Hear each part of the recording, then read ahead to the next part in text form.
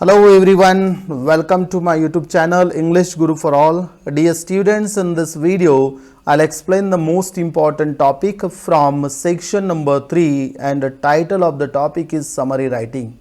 विद्यार्थी मित्रांनो 12th standard मधला महाराष्ट्र स्टेट बोर्ड मधला हा थर्ड सेक्शन आहे सब्जेक्ट इंग्लिश आणि 3.1 आज आपण डिस्कस करणार आहोत आणि टायटल आहे समरी रायटिंग. सगळ्यांनी स्पेलिंग व्यवस्थित लक्षात घ्या.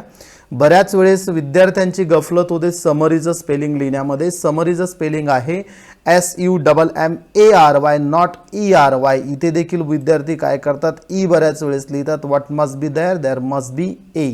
सो समरी रायटिंग, इवन रायटिंगचं स्पेलिंग बघा WRITING डबल टी नसतं.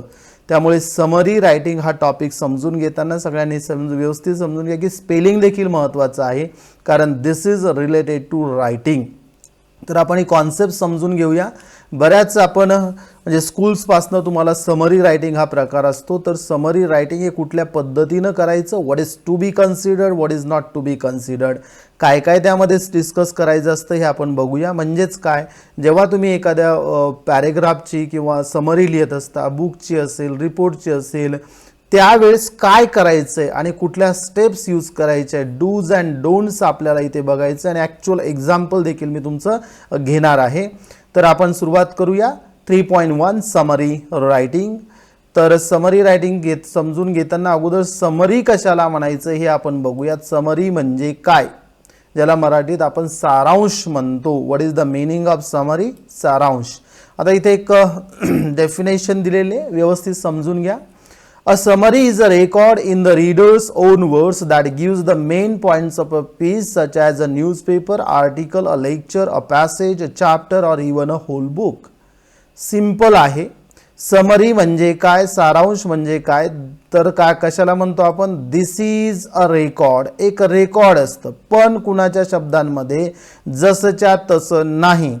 विद्यार्थ्यांची फार मोठी गफलत होते. कुठे माहिती आहे का, 2-3 पॅसेजेस तुम्हाला 2 पॅसेजेस जर दिले असतील एक्झाममध्ये, विद्यार्थी काय करतात, पहिला पॅसेज मधलं 2-3 लाईन सुरुवातीच्या मधल्या नंतर मिडलच्या 2-4 लाईन्स घ्यायच्या आणि सगळ्यात शेवटची लाईन 1-2 लाईन्स घ्यायच्या आणि झालं summary writing. It's not summary writing at all. So what is the summary, summary is nothing but a record. पण कुणाच्या शब्दांमध्ये, द रीडर्स ओन वर्ड्स. म्हणजेच काय, तुमचं स्वतःचं अंडरस्टँडिंग इथे फार महत्त्वाचं आहे. That gives the main points of a piece. पण कशाचे मेन पॉइंट्स त्यामध्ये आले पाहिजे. मग समरी तुम्हाला न्यूजपेपरमधल्या एखाद्या न्यूजची असेल, आर्टिकल असेल, एखाद्या लेक्चरची असेल किंवा पॅसेज असेल किंवा एखादा चॅप्टर असेल किंवा एखाद्या वेळेस पूर्ण बुक असू शकतो. म्हणजेच काय, समरीसाठी तुम्हाला टॉपिक कुठलाही असू शकतो, पण सगळ्यात महत्त्वाचं इथे काय करायचं आहे, the reader means we need to write. Readers म्हणजे स्टुडंट्स तुम्ही म्हणा इथे. विद्यार्थ्यांना हे सगळं स्वतःच्या शब्दात लिहायचंय. शब्दात लिहायचंय म्हणजे तुम्हाला पर्टिक्युलर पॅरेग्राफ असेल, पॅसेज असेल, आर्टिकल असेल, हे समजून घेणं गरजेचं आहे. So you need to understand. जर समजलं तर आणि तरच तुम्ही ते स्वतःच्या शब्दांमध्ये लिहू शकता. इट मीन्स समरी रायटिंग दिसायला टॉपिक जर इझी वाटत असेल, but it is related to skills, it is related to your skills. पण आता कुठले स्किल्स, लँग्वेज स्किल्स. आता लँग्वेज स्किल्स म्हटल्यानंतर यामध्ये तुमचं रायटिंग स्किल्स सगळ्यात महत्त्वाचं आहे. रायटिंग स्किल्स म्हटल्यानंतर तुम्हाला प्रिसाइजली लिहिता आलं पाहिजे, कारण तुम्हाला जेवढं व्यवस्थित लिहिता येईल, ब्रेव्हिटी ज्याला म्हणतो आपण, कॉन्साइसनेस जे महत्त्वाचं आहे हे इथे गरजेचं आहे. तर समजून इथे आता तुम्हाला काय समजलंय, समरी म्हणजे काय, this is nothing but a record. Record म्हणजे काय, रायटिंग. पण कुणाच्या शब्दांमध्ये, रीडरच्या, स्टुडंटच्या. आता आपण देखील रीडर्स आहोत राईट नाव. तुम्ही देखील काय आहात, रीडर्स आहात. मग विद्यार्थ्यांनी स्वतःच्या शब्दामध्ये दिलेल्या एखाद्या न्यूजपेपर्समधील न्यूजचं, आर्टिकलचं, लेक्चरचं, पॅसेजचं, चॅप्टरचं किंवा पूर्ण बुकचं काय तुमचं अंडरस्टँडिंग आहे आणि त्यानुसार तुम्हाला लिहायचं. So this is what summary, ज्याला आपण सारांश म्हणतो. आपण नेक्स्ट बघूया. नाव आईस ब्रेकर्स ही ॲक्टिव्हिटी दिलेली आहे बघा समरी रायटिंग ॲक्च्युअल चालू करण्याच्या अगोदर. मी तुम्हाला अगोदर मिनिंग समजून सांगितला. आता आईस ब्रेकर्स म्हणजे काय, इथे तुमच्या लक्षात येईल की नेमकं या पर्टिक्युलर या पर्टिक्युलर आपल्याला सेक्शन म्हणा किंवा टॉपिकमध्ये काय डिस्कस करायचं आहे 3.1 समरी रायटिंगमध्ये. तर आईस ब्रेकरची ॲक्टिव्हिटी आपण इथे बघूया. Now discuss in pairs and gauge the correct alternative for the following. आता इथे दिलेलं आहे प्री रिडिंग क्वेश्चन्स म्हणतात त्याला आईस ब्रेकर्स म्हणजे. आता टू समराइज मीन्स म्हणजे काय, टू समराइज म्हणजे सारांश लिहिणे म्हणजे काय. Put information in chronological order असं होत नाही, इतिहासातलं काम आहे हे. त्यानंतर to recapitulate the main points in selection, this is correct. To introduce new information not and to write one's opinion about selection, हे देखील नाही आहे. इथे देखील तुम्हाला हे रेडमध्ये दिसत असेल हा कलर चेंज झालेला आहे. तर करेक्ट आन्सर याचं कुठलं आहे, B. To recapitulate the main points in selection, highlight करतो मी त्याला म्हणजे तुमच्या लक्षात येईल what is the correct answer. This is the correct answer. Now the next one, what is the next one, second question is given there. The type of summary that consists of a paragraph to express the main idea is. Outline होत नाही, report नाही, synopsis देखील नाही, तर त्याला म्हणतो आपण written summary. That is nothing but what, written summary. याला देखील हायलाईट करतो म्हणजे तुमच्या लक्षात येईल. तर आन्सर्स मी इथे तुम्हाला सांगितलेले आहेत, फर्स्टचं काय आणि सेकंडचं काय. So hope it will be useful for you, हे तुमच्या लक्षात येईल आणि महत्त्वाचं आहे. कारण तुम्हाला जेव्हा तुम्ही समरी लिहिता त्यावेळेस लक्षात आलं पाहिजे रिकॅपिच्युलेट म्हणजे काय, समराइजच त्याचा मिनिंग होतो बीचा इथे. तर हे समजून घ्या. आता नेक्स्ट ॲक्टिव्हिटी आपण बघूया. यामध्ये जी ॲक्टिव्हिटी इथे दिलेली आहे बघा, थोडी ॲक्टिव्हिटी मोठी आहे. यामध्ये ॲक्टिव्हिटी आपण अगोदर समजून घेऊया काय आहे. तर there are various ways of incorporating other writers works into your own writing. They differ according to the closeness of your writing to the source writing. Match the ways of writing in brief given in column A with their descriptions in column B. आता इथं काय दिलंय, वेगवेगळे veg दिलेले आहेत म्हणजे पद्धती दिलेल्या आहेत. कशाच्या, तर incorporating other writers works into your own writing म्हणजे इतर जे कोणी लेखक असतील त्यांचं वर्क जे असेल त्यांचं रायटिंग तुम्ही स्वतःच्या याच्यामध्ये जर करत असाल, लिहित असाल तर त्याला आपण वेगवेगळे वर्ड्स यूज करतो. आता त्यामध्ये बघा एक आहे समरायझिंग. आता समरायझिंग दोन कॉलम्स दिलेले आहेत समजून घ्या, ए कॉलम आणि बी कॉलम. ए कॉलममध्ये वेज ऑफ रायटिंग आणि दुसऱ्या याच्यामध्ये डिस्क्रिप्शन्स दिले. तर आपण वाचून घेऊ. Summarising, paraphrasing, precis writing, quoting, editing आणि लास्ट आहे जिस्ट रायटिंग. त्याला GIST आहे जो माझ्या मागे लपलेलं दिसतं इथे. So don't worry about this one. What is that, gist writing. आता इकडनं काय दिलेलं आहे डिस्क्रिप्शन्समध्ये, it includes not just the main idea but every detail expressed clearly and to the point. त्यानंतर दिलंय it includes selection of proper lines from the given text for correction, condensation and organisation. C option दिलं it includes the most essential part or the crux of the matter. Then D, it includes taking broader segment of the source and condensing it slightly. Number E इथे काय दिले बघा, it includes main ideas into one's own words. And last one is it must म्हणजे F, it must be identical to the original and match the document word by word. तर याचे आपण answers बघूयात आता. What are the answers. इथे answers सगळ्यांनी व्यवस्थित समजून घ्यायचे. तुमच्या बुकमध्ये देखील आहे पेज नंबर 135 वरती, त्यामध्ये तुमच्या लक्षात येईल आणि तो टेबल मी तुम्हाला आत्ता दाखवला तो देखील बघता येईल. द आन्सर समरायझिंग म्हणजे काय, तर it includes main ideas into one's own words, स्वतःच्या शब्दामध्ये लिहिणे. पॅराफ्रेझिंग म्हणजे काय, what is the meaning of paraphrasing. Paraphrasing म्हणजे काय, तर त्याचा आन्सर आहे F. It must be identical to the original and match the document word by word. पॅराफ्रेझिंग मध्ये काय, जसंच्या तसं ट्रान्सलेशन करून समजून सांगितलं जातं. प्रेसी रायटिंग म्हणजे काय, डी आन्सर आहे. It includes taking broader segment of source and condensing it slightly. म्हणजे हा थोडा ओव्हरलॅप होतो. आपण समरायझिंग आणि प्रेसी रायटिंग ज्याला म्हणतो आपण. बऱ्याच वेळेस विद्यार्थ्यांची इथे गफलत होते पण समजून घ्यायच्या त्या कॉन्सेप्ट्स. आता आपण समरी रायटिंग बघतो आहोत. त्यानंतर कोटिंग काय आहे, number 4 coating. It includes not just the main idea but every detail expressed clearly and to the point असेल आणि एक्सप्रेस केलेलं असेल डिटेलमध्ये, त्याला आपण कोटिंग म्हणतो. त्यानंतर आहे editing. It includes selection of proper lines from the given text for correction, condensation and organization. And what is the last one? That is gist writing. It includes the most essential part or the crux of the matter. म्हणजे सगळ्यात महत्त्वाचा part, crux म्हणजे गाभा ज्याला म्हणतो आपण. तर अशा पद्धतीने 6 कॉन्सेप्ट्स इथे दिले आहेत. समरायझिंग, paraphrasing, precis writing, quoting, editing आणि जिस्ट रायटिंग. आता सगळ्यांनी महत्त्वाचं एक समजून घ्या, हे फक्त तुम्हाला रायटिंग स्किल्स सगळं हे तुम्हाला ओव्हरनाईट येणार नाही. रायटिंग स्किल्ससाठी प्रॅक्टिस करावी लागेल, ग्रॅमर व्यवस्थित असलं पाहिजे, वे ऑफ रायटिंग, प्रत्येकाचा समरी रायटिंगची पद्धत ही वेगळी असू शकते. कारण रायटिंग स्किल हे पर्सनलाइज म्हणजे काय, प्रत्येकाची विचार करण्याची पद्धती, प्रत्येकाची लिहिण्याची पद्धती, सिलेक्शन ऑफ वर्ड्स हे वेगवेगळं असू शकतं. त्यामुळे समरी रायटिंगचं आन्सर हे सगळ्या विद्यार्थ्यांचं सेम येणार नाही. यामध्ये प्लस मायनस होऊ शकतं, 70% कॉमन असेल, पण तुमच्या रायटिंग स्किल्सवर तर हे सगळं काय आहे डिपेंड करतं. So hope you understood this one. तर आपण आता काय बघितलंय सगळं, आइस ब्रेकर्स. आता आपण इंट्रोडक्शन टू समरी रायटिंग बघूया. Introduction to summary writing. आता यात महत्त्वाचे पॉईंट्स आपल्याला समजून घ्यायचे. समरी रायटिंग काय प्रकार आहे.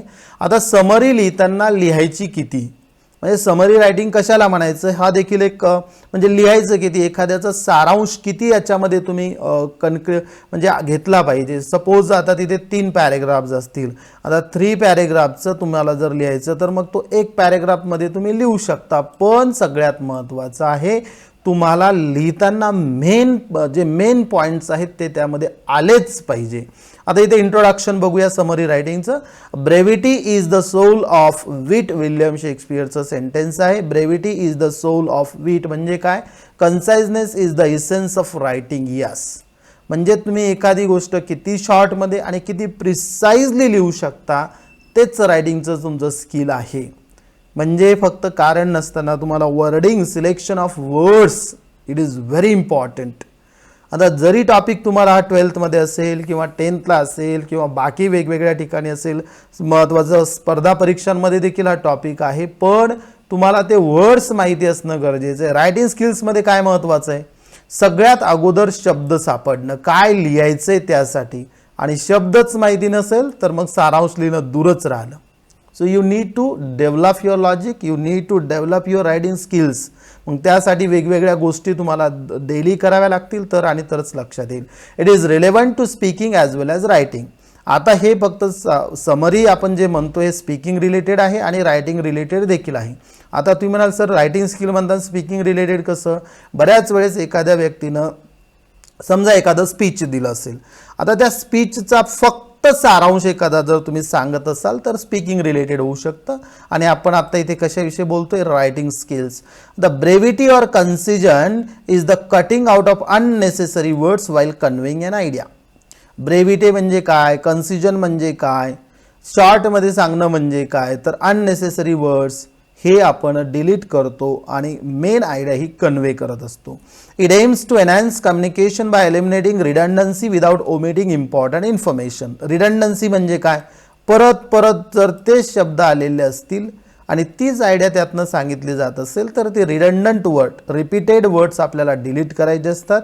Omitting but without omitting, omit म्हणजे काय, कुठलेही तुम्हाला म्हणजे डिलीट करता येत नाही इम्पॉर्टंट इन्फॉर्मेशन समरीमध्ये.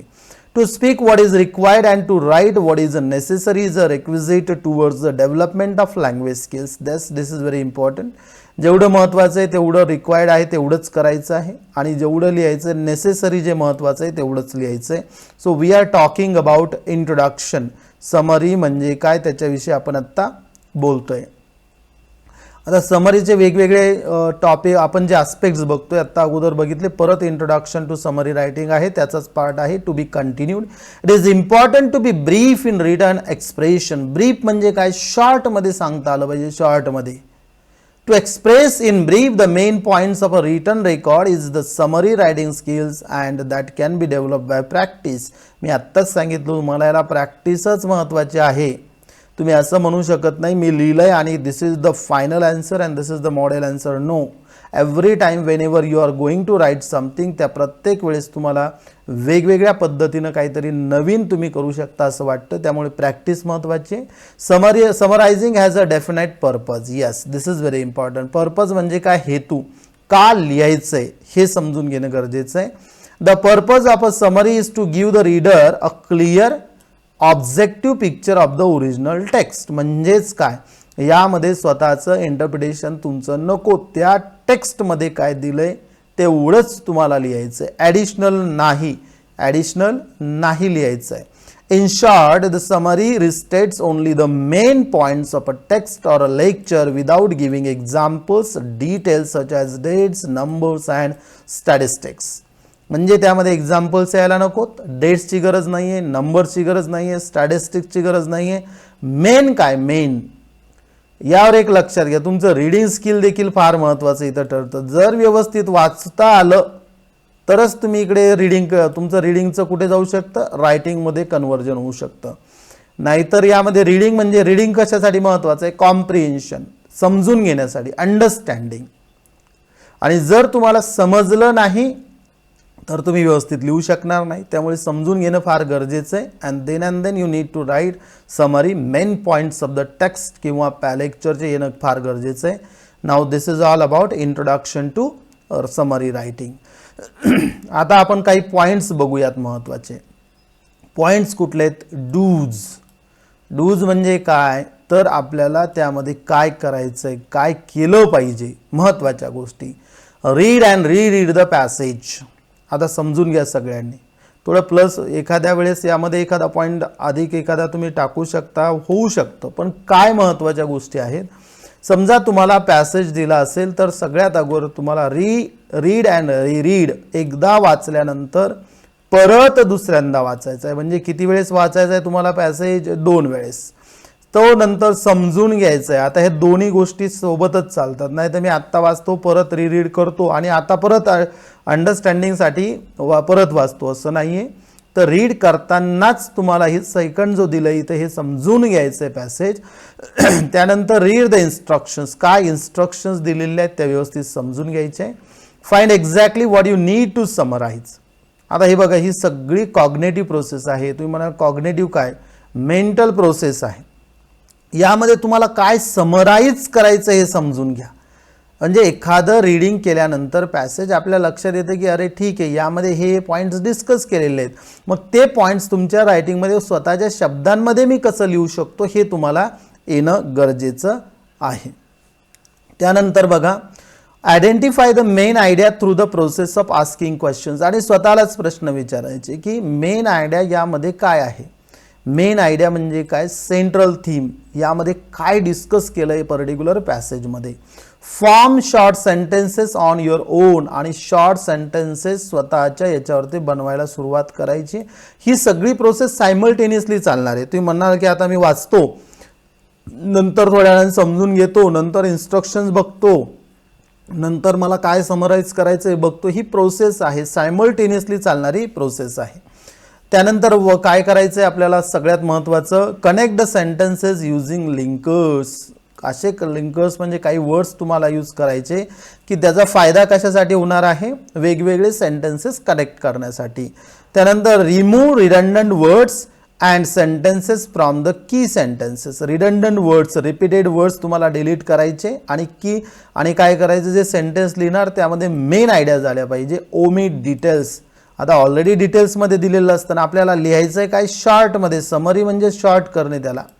आता शॉर्ट करण्यासाठी मी जे अगोदर सांगितलं तसं नको. सुरुवातीच्या 2-3 लाईन्समधले 1-2 लाईन सेंटेन्सेस आणि शेवटचे 1-2 सेंटेन्सेस, झालं summary writing. It's not like that.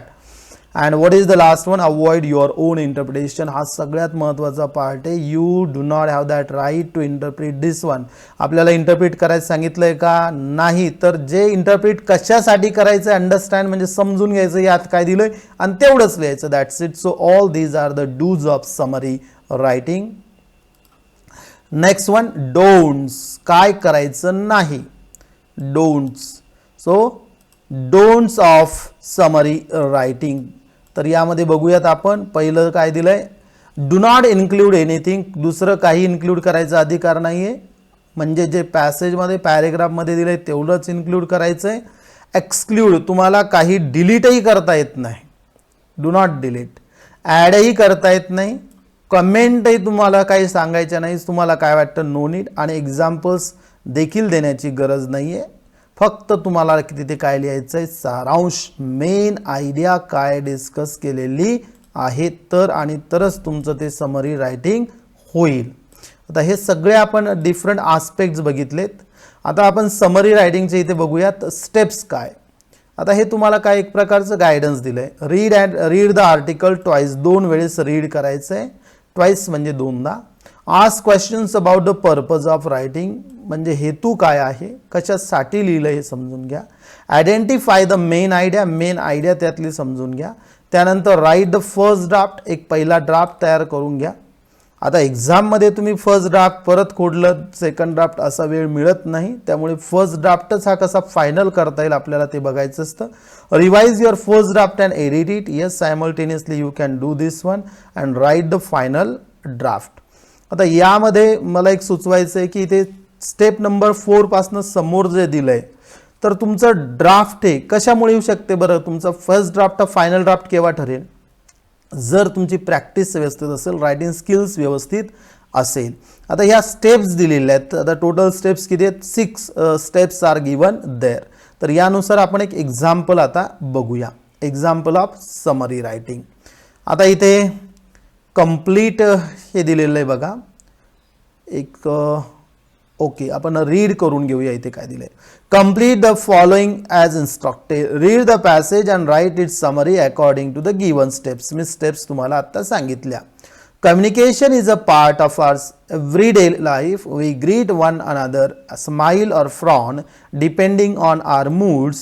Animals to communicate much to our surprise. Just like us, interaction among animals can be both verbal and non-verbal. Singing is one way in which animals can interact with one another.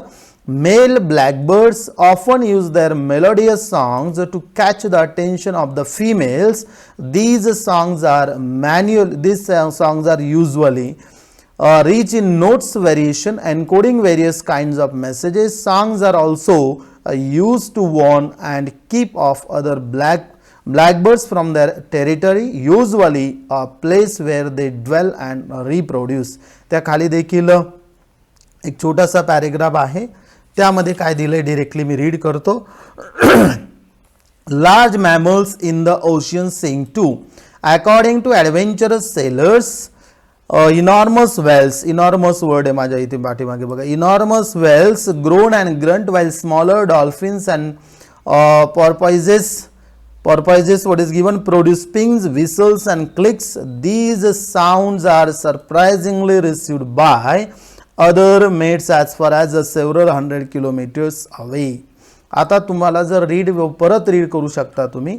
आता यामध्ये काय दिलंय फक्त की communication सगळ्यात महत्त्वाची ही concept इथं discuss केली. कम्युनिकेशन काय ह्युमन बिंग्स मधलं दिलंय का, नाही. इथं फक्त सेकंड जे दिलंय ना, सेकंड सेंटेन्स यामध्ये म्हटलंय वी ग्रीट वन अनदर. इथे ह्युमन विषयी दिलंय फक्त बघा पहिले इथे. नंतर सगळं कम्युनिकेशन कुणामधलं दिलंय, ॲनिमल्स. मग ॲनिमल्समध्ये एक्झाम्पल एक प्रकार सांगितलं आहे सिंगिंग, त्यामध्ये एक्झाम्पल दिलं आहे मेल ब्लॅकबर्ड्स सॉंग्स जे आहेत. त्यानंतर मॅमल्स दिले आहेत, म्हणजे ओशियन्समध्ये वेल्स असेल, त्यानंतर डॉल्फिन्स असतील, हे दिलं आहे. म्हणजे इथे लक्षात आलं आहे काय, तर एवढंच लिहायचं आहे समरीमध्ये, दॅट्स इट. आता मी समरी नेक्स्ट याच्यावर तुम्हाला दाखवतो. This is the summary. आता बघा समरी काय केली तर, we communicate with each other according to our moods. बघा मी पहिले जे 2 वाक्य होते त्याचं एकच करून टाकले. आता इथे टू आर म्हणजे काय, इथे ह्युमन आलंय बरोबर. पण आता सिमिलरली म्हणजेच काय, सेम पद्धतीनं सिमिलरली वर्ड बघा मी कसे यूज केले. Similarly animals use both verbal and non verbal communication, singing to convey the messages to others. Besides, comma इथे देऊ शकतो आपण, besides large mammals also sing to convey the messages. whales groan and grunt and dolphins ping whistles and clicks. आता बघा इथे काय केलंय मी शॉर्टमध्ये लिहिलंय सगळं. ह्युमन बीइंग्स कसं कम्युनिकेट करतात आणि महत्त्वाचं काय मूड्सवर ते डिपेंड आहे. जसा तुमचा मूड असेल त्यानुसार आपण कम्युनिकेट करतो. पण सगळ्यात महत्त्वाचा जो क्रक्स होता हा ॲनिमलवर ते फोकस होता म्हणून मी ॲनिमलवर ते फोकस केलाय. आणि इथे एक्झाम्पल देखील दिलंय पण शॉर्टमध्ये दिलंय. म्हणजे त्यामध्ये जवळपास 150 वर्ड्स जर असतील तर मी त्याला जवळपास 50 to 60 वर्ड्समध्ये आणि मेन आयडिया यामध्ये आलेली आहे that is communication among animals. So this is all about summary writing. विद्यार्थी मित्रांनो तर अशा पद्धतीने समरी रायटिंग तुम्हाला करायचं आहे आणि यावर ते कंपल्सरी क्वेश्चन असतो. हे फार महत्त्वाचं आहे. सगळ्यांनी व्यवस्थित समजून घ्या. जर तुम्हाला डाऊट्स असतील you can put your comment in the comment box. I request everyone to subscribe the channel, like and share the video. Also press the bell icon to get the latest notifications. Thank you so much.